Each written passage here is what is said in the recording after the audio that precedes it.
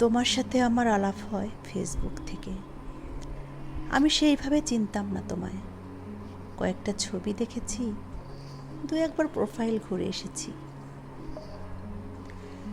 তারপর যখন প্রেমে পড়লাম, তখন আমাদের 2 মাস চলছে বন্ধুত্বে। যদি বোঝাতেই হয় তাহলে প্রায় গোটা 5 প্রোফাইল পিকচার, গোটা 10-12টা কভার আর প্রায় 100খানেক পোস্ট। এই ছিল আমাদের সম্পর্কের টাইম লাইন। তুমি ছেড়ে গেছো যে কয়দিন হলো, তারও একটা টাইম লাইন আছে। গোটা 3 প্রোফাইল পিকচার, গোটা 6 কভার, ধরে নাও গোটা 50 পোস্ট। কি অদ্ভুত ভালোবাসা ছিল আমাদের।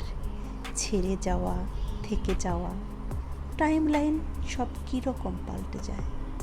তারপর যেদিন আমি তোমার ব্লক লিস্টে গেলাম, সেদিন থেকে কত লেখা লিখেছি, পোস্ট শেয়ার করেছি। তুমিও হয়তো দেখোনি বা দেখেছো হয়তো বন্ধুদের প্রোফাইল থেকে। আচ্ছা, কখনো ভেবে দেখেছো একসময় কত পরিচিত ছিলাম আমরা, আর এখন আমরা চিনিই না একে অপরকে। এই সুবিধাটা অবশ্য ফেসবুক আমাদের দিল। যাকে ভুলতে চাই জোর করে তার অনিচ্ছায়, তাকে তুমি তোমার চোখের সামনে থেকে সরিয়ে দিতে পারো, ব্লক করে দিতে পারো।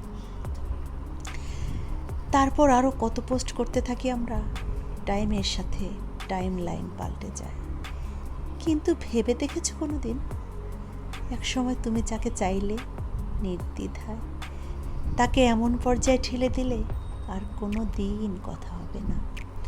একটা বয়স পার করার পর যখন মনে পড়বে, পারবে আনব্লক করতে, পারবে খুঁজতে। যখন লগ ইন বা লগ আউট করার ক্ষমতা, সামর্থ্য আর থাকবে না, একটা বয়স পার করার পর আর মনে থাকবে আনব্লক করার কথা। শুধু এটুকুই বলার ছিল তোমায়, ফেসবুক থাকবে তো চিরকাল। সময়ের সাথে আরও যুবক হবে আমরা, কিন্তু এই জগতেই পুরনো হতে থাকবো। তখন চাইলেও আমরা ব্লক লিস্ট থেকে ফ্রেন্ড লিস্টে যেতে পারবো না। জীবন এরকমই। ছেড়ে যাও যদি তুমি চাও, থেকে যাও যদি তুমি চাও, ভুলে যাও যদি তুমি চাও। মনে যদি থাকে, মনে থাকবে।